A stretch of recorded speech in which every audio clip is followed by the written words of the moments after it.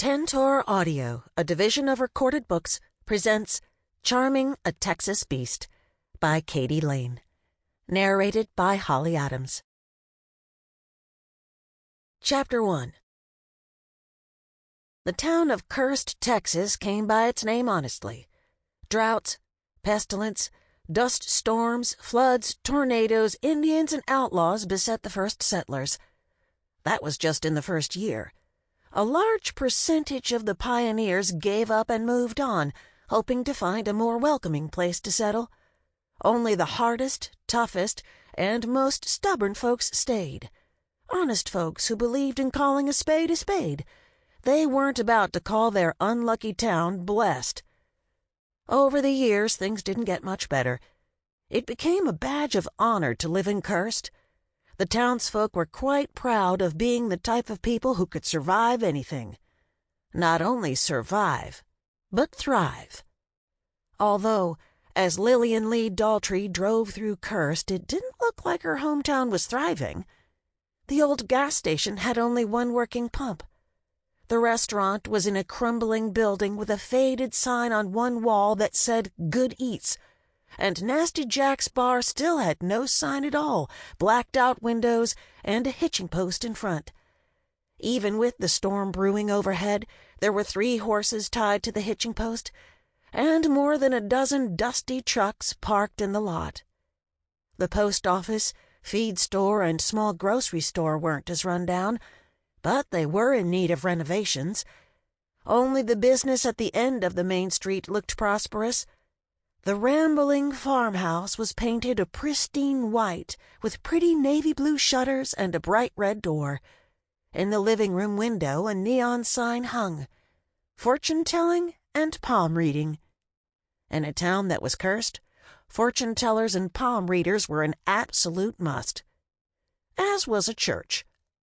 Holy Gossip, with its sky-high bell tower, was the biggest building in town. Just not the biggest building in the county. Kingman Ranch held that honor. While the town was cursed, the Kingmans had been more than blessed. They owned one of the biggest ranches in Texas and had built a castle to prove it. The townsfolk of Cursed referred to the huge mansion in many different ways: Bucking Horse Palace, Kingman's Folly, Western Camelot, Cowboy Castle, and one big-assed house. But Lily had always thought of the massive house with its multiple turrets in only one way: home. Not that Lily had ever lived in the sprawling stone structure with its cultured marble bathrooms, dining room table that could seat half the congregation of Holy Gossip, and its basement with the bar bigger than the one at Nasty Jack's. But she had lived in the gardener's cottage just a short distance from the main house. She'd lived there with her loving parents, who'd been the Kingman's gardeners until her mother passed away. Then she'd lived there with her father until she'd turned 18 and completely humiliated herself. Lily's face still heated with embarrassment every time she thought of that night. But she wasn't a naive teenager anymore. She was a successful, mature woman who was no longer starstruck by a handsome prince cowboy who lived in a Texas castle. Which didn't explain why her heart added an extra beat, and her sweaty hands clenched the steering wheel of the rental car as she turned off the highway and drove under the stone entrance to the Kingman Ranch with its 2 sculpted rearing stallions. When she rounded a bend and the castle came into view, her anxiety increased tenfold. The mansion didn't look like a fairy tale castle tonight.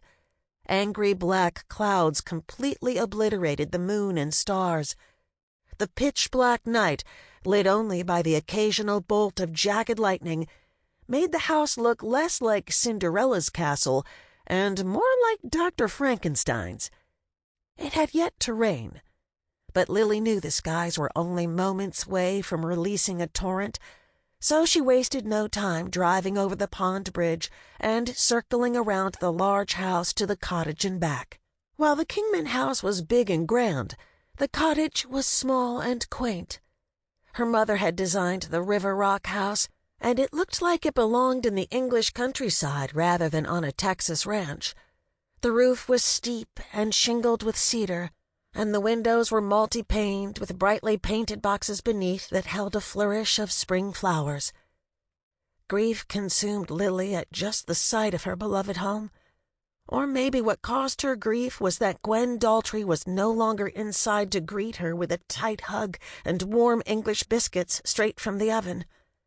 She was no longer there to tenderly brush Lily's hair and tell her she was the most talented, beautiful girl in the world.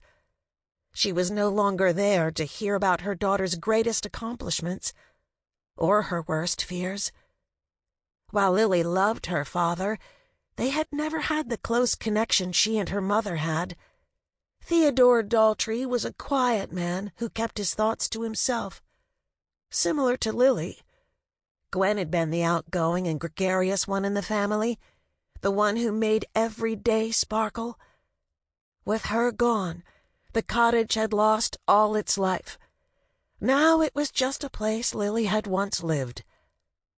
A boom of thunder split the night, startling her out of her thoughts. She quickly pulled next to the cottage and got out. Since it was so late, she didn't expect her father to be waiting up, especially when he was on painkillers for his broken leg. But she had expected him to leave a light on and the door unlocked. The cottage was dark, and both the front and back doors were bolted tight, which was odd. The doors had never been locked when she'd lived there. There was no need. Everyone who worked on the ranch was trusted. She knocked on the door.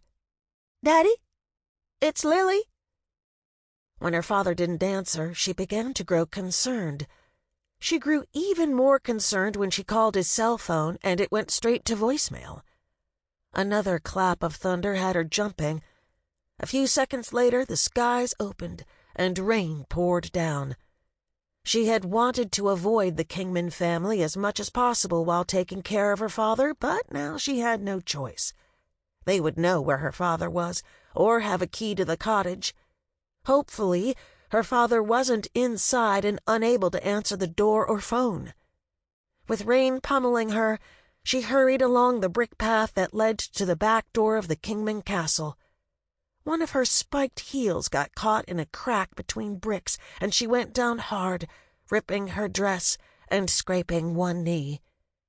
By the time she reached the door, she was a hot mess. So much for returning home looking like a mature, successful woman. But worry for her father overrode her ego, and she pounded on the sturdy oak door with its bronze Texas star. When minutes passed and no one answered, she tried the doorknob. Thankfully, it was unlocked. As a child, she'd been scared to enter the house at night. The high, echoing ceilings and long, dark hallways had her imagination running wild with images of ghosts and ghouls.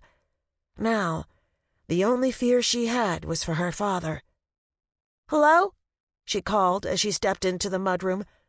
"Anyone home?" She flipped the light switch, but nothing happened.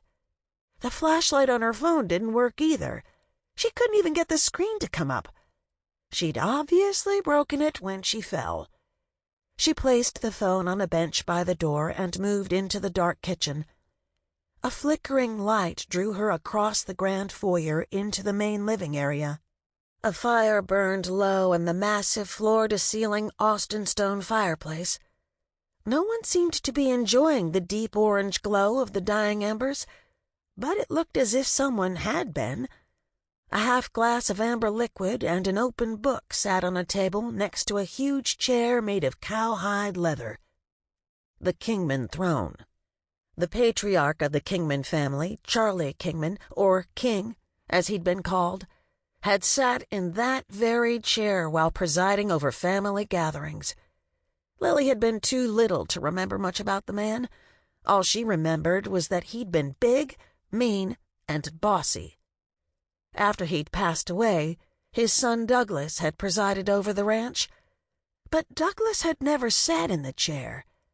Maybe because he'd been a much smaller, nicer man who had felt uncomfortable sitting in the pretentious piece of furniture. But when he passed away, his son Stetson had no problem taking over the Kingman throne or filling his grandfather's boots. Stetson was just as much of an arrogant beast as his grandfather had been, and just another reason Lily had stayed away from the ranch until now. Turning from the fire, she headed down the hallway to the grand staircase that led to the bedrooms.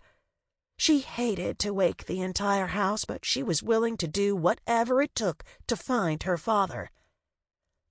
As she climbed the curved marble stairs, a chill of remembrance ran through her. She had followed the same path on her high school graduation night. But she hadn't been looking for her father that night. She'd been looking for Stetson's brother, Wolf Kingman, the boy who had starred in all her fantasies since she was old enough to feel the first stirrings of sexual awareness. Wolf, whose handsome face made her heart beat faster and her knees turn to water. Wolf, who always had a wink and a smile to give the gardener's shy daughter. The soft click of boot heels on marble stairs startled her out of her thoughts. She whirled, and the wet soles of her shoes slipped. She might have plummeted to her death if she hadn't been stopped by what felt like a solid brick wall. But the arms that encircled her weren't made of brick. They were made of hard muscle and warm skin. They easily caught her and lifted her against an even harder chest. It was too dark to see his face, but she didn't need to. Her body had only reacted this way to one man, Wolf.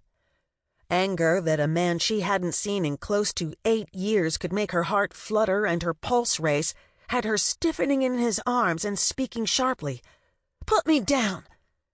He didn't answer. His arms tightened, and he carried her down the stairs as she tried not to notice the flex of his muscles and the warmth of his bare skin.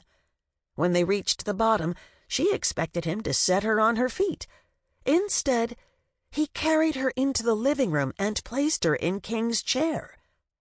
When he stepped back, she drew in a sharp breath. He wasn't the Prince Charming she expected. He was the beast. Stetson. The shadows cast by the dying embers emphasized the hard angles of his face, his deep-set eyes, and the faint white scars that covered his left cheek. Lily didn't know how the oldest Kingman had gotten the scars, and she'd always been too terrified of Stetson to ask. And with due cause. "What the hell are you doing sneaking around in the dark?" he growled. "If you had fallen down those stairs, you could have broken your fool neck." When she was little, she'd always burst into tears and run away whenever Stetson got after her. But she was no longer a scared little girl. At least, that's what she kept telling herself. She stiffened her spine and met his hard gaze head on. "I wouldn't have startled and almost fallen if you hadn't snuck up behind me. And I wasn't sneaking around in your house. I knocked on the door, but no one answered." "So you just came right in?" "Your father made sure everyone knew they could always come right in. Obviously, you don't put out the same welcome mat." Stetson leaned closer, the glowing embers reflecting in his polished onyx eyes. "Sometimes it's not a good idea to walk into people's houses without an invitation, Goldilocks. I thought you would have learned that the night you tried to sneak into Wolf's bed." Her face flamed with embarrassment. She had hoped Stetson would have forgotten that night. She should have known better. He wasn't the type of man who forgot things, or let them go. She pushed down her humiliation and got to the reason for her visit. "I'm looking for my father. I went to the cottage, but the doors are locked and he wouldn't answer my knock or the phone." "Because he's here. When the power went out, I thought he'd be safer in the guest room." Her shoulders relaxed, and she leaned her head back against the chair and closed her eyes. "Thank God. I worried he was lying inside the cottage, unable to move, or wandering around in this storm, delusional from the pain medication the doctor gave him." A snort had her eyes flashing open. Even in the low light, it was easy to read the contempt on Stetson's face. "You We're worried. Since when do you care about your father, Lillian Lee?" Disbelief and anger had her sitting straight up. "Excuse me?" He cocked his head and stared down at her. Had he gotten even taller and more muscular, or was it just a trick of the shadows from the glowing firelight? "Do I have it wrong? Have you been secretly visiting your daddy and I wasn't aware of it? Because I haven't seen you anywhere around for the last 8 years. You weren't here when he caught the flu and was in bed for a week. You weren't here when he cut his hand sharpening his hedge trimmers and had to have 12 stitches. You weren't here when he fell off a ladder and broke his leg in 2 places. And you sure haven't been here for any holidays, birthdays, or your mother's birthdays, and the anniversary of her death, when your father takes flowers to her grave, alone." Lily hadn't known about her father's illness or his accident with the hedge trimmers. Both upset her. But what caused a hard lump of emotion to form in her throat was the thought of him going to her mother's gravesite. Alone. And yet, all he does is brag about you, Stetson continued. He bursts with pride every time he shows me a book you just released or a Children's Writers Award you won. Her father was proud of her? Why had he never told her? Probably the same reason he hadn't told her about his accidents, illnesses, and visits to the cemetery. She wouldn't have known that he broke his leg if the doctor hadn't called her because she was listed as his next of kin. And yet, it seemed he had no trouble talking to Stetson. That hurt. It hurt a lot. But Stetson had always known exactly what to say to hurt her. He wasn't done yet. "What makes absolutely no sense to me is that you have all the time in the world for your writing, but you can't make time to come see your own father. In my book, that's nothing but selfishness." She wanted to argue, but the truth of Stetson's words cut right through her. Tears of guilt filled her eyes. She tried to blink them away. When she couldn't, she jumped up and headed for the door. It seemed that things at the Kingman Ranch hadn't changed after all. Stetson could still make her cry. Chapter 2. Stetson didn't know why he stood there feeling like the biggest bully in all of Texas. He had nothing to feel guilty about. He'd only told the truth. Lily had neglected her father. Theodore Daltry was a good man who had always been there for the entire Kingman family, especially Stetson. After Stetson's father died and left him in charge of the ranch, it was Theo who had offered a listening ear and sound advice. Stetson trusted him, not only as a dependable employee, but also as a loyal friend. It ticked him off that Theo's own daughter didn't seem to care about her father at all. As Stetson had always thought, Lily was just like her mama. Unfortunately, Theo hadn't seen any fault in his wife, and he certainly didn't see any in his daughter. He would be thoroughly disappointed in Stetson if he found out he had made Lily cry and sent her out in a monsoon. Damn. Stetson blew out his breath and headed after her. But Lily had always been a fast little thing. As a kid, she'd been like a hummingbird, fluttering around 1 second and gone the next. When he reached the kitchen, the back door was already slamming closed. He cussed a blue streak as he grabbed a rain poncho and his cowboy hat from the hooks. He pulled them on, and then grabbed another slicker before heading out. The storm had grown worse. Through the needle-sharp rain, he could barely make out Lily's white dress in front of him. Who wore white to a ranch? And sky-high heels you could break your fool neck in? Obviously, Lily had become a hoity-toity metropolitan woman who didn't belong in the country. In fact, she'd never belonged here. She was too quiet and fragile for ranch life. He remembered the day she'd shown up at the ranch with the English couple his grandfather had hired to build a garden that would rival any garden in the world. Lily had been no more than 4, a tiny thing, with big green eyes that had stared right through Stetson. He'd thought she was cute and had smiled at her. She'd hidden behind her mother and started to cry. Since Stetson had just been tossed off his horse into a mesquite tree and had 26 stitches crisscrossing his cheek, he'd understood why. He'd spent the next year trying to get her to realize that he wasn't a scary monster. But after the night of his mother's death, he hadn't cared if Lily liked him. He still didn't. He tugged his hat lower and caught up with her. "Would you just hold your horses?" he yelled as he grabbed her arm and pulled her to a stop. She jerked away. In the house, her voice had been prissy, with only a hint of a Texas accent. Now that she was madder than a wet hen, her twang was as thick as the raindrops. "Don't you dare say that I don't care about my daddy. I talk to him every week and have offered him more than a few plane tickets to come see me. I'm sure he hasn't taken them because his demanding boss won't let him off work."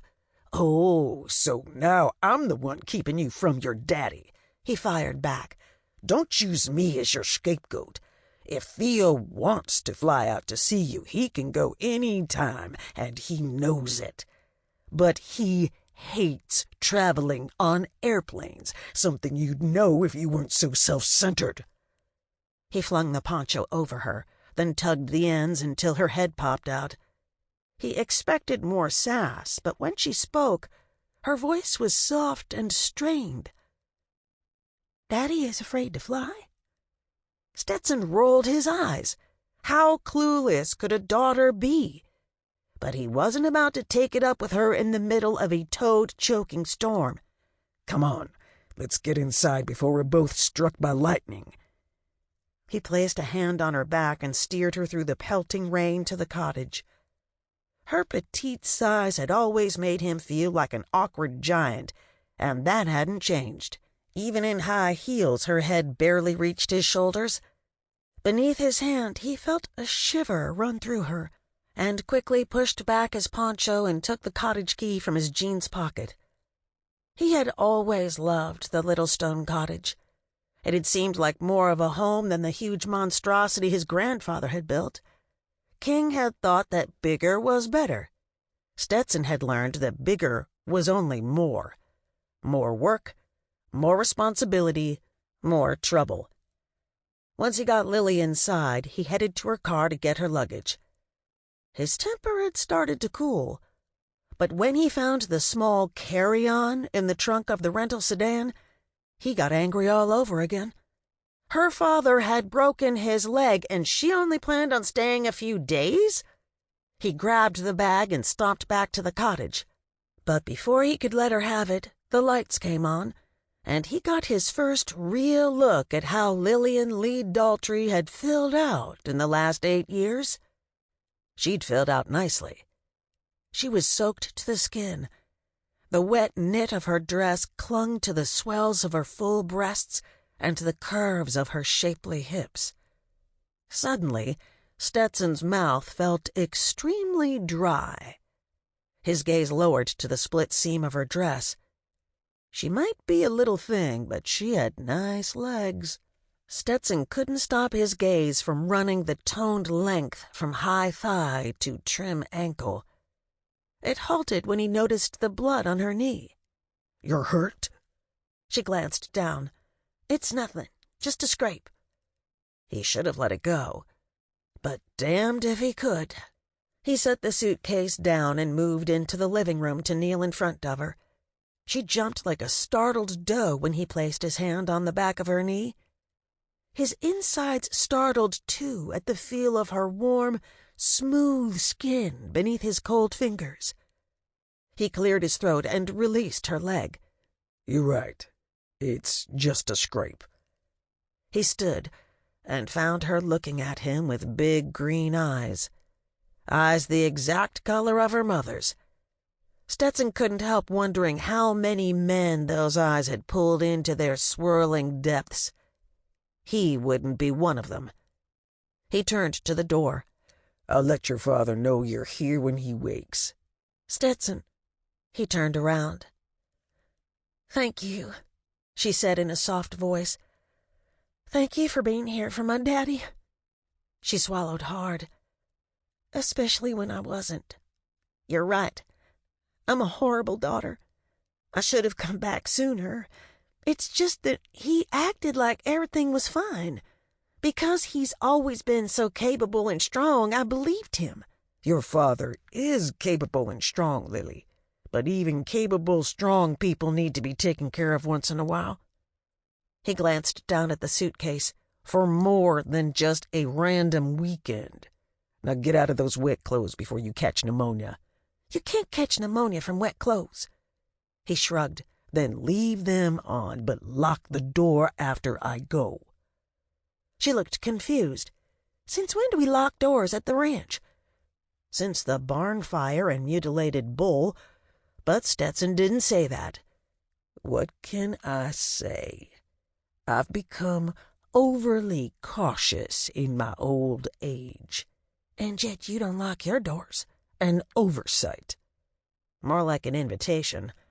He would love for the animal mutilator and arsonist to come into his lair so he could beat the son of a bitch within an inch of his life.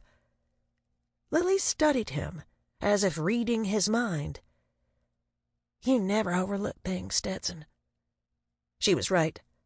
But occasionally you needed to overlook things, like how a wet dress clung to a woman's body, and how that body had felt in his arms.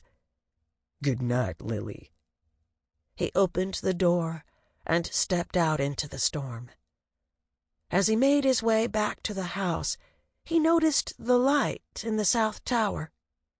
When he got inside, he toed off his wet cowboy boots and quickly took off his poncho and hat. 2 long flights of stairs later, he reached his oldest sister's room. He tapped lightly before he opened the door and peeked in. Adeline stood in the open doors that led to the balcony, looking out at the storm. Wind whipped her pale blonde hair and her nightgown around her, giving her the look of some wild siren.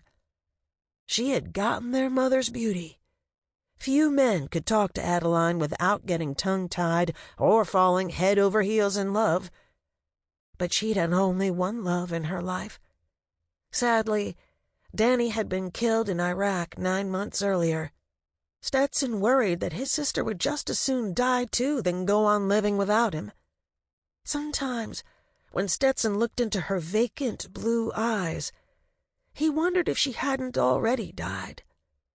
There didn't seem to be a glimmer left of the laughing, loving sister he'd grown up with. You okay, Daddy? He asked as he stepped into the room. She brushed at her cheeks. Whether it was rain or tears, he didn't know. She closed the balcony doors before she turned to him with a smile so forced it broke his heart. Hey, Stet, what are you doing up so late? I could ask you the same. She shrugged. I just couldn't sleep. He started to give her another lecture about accepting Danny's death and moving on, but he was too tired tonight to make the effort. Besides, his lectures didn't seem to be working. He moved into the room and flopped down on the bed, stuffing one of the pillows beneath his head. Lily Daltry came home. His sister looked surprised. I didn't think she'd ever come back to the States. She's only staying for a few days, although that might be for the best. Wolf's at the stock show this weekend, and he doesn't need to see how she's grown up. Adeline's eyebrows lifted. I guess Lily grew into a woman as beautiful as her mother. More so. Addie's had Stetson glancing at her. Just an observation. I'm not interested in Lily Daltry. Not only is she not my type, she's just a kid. She's a year younger than Wolf. 26 isn't a kid. It is to me. He ran a hand over his face. Sometimes I feel like I'm 60 instead of 30. Sample complete. Ready to continue?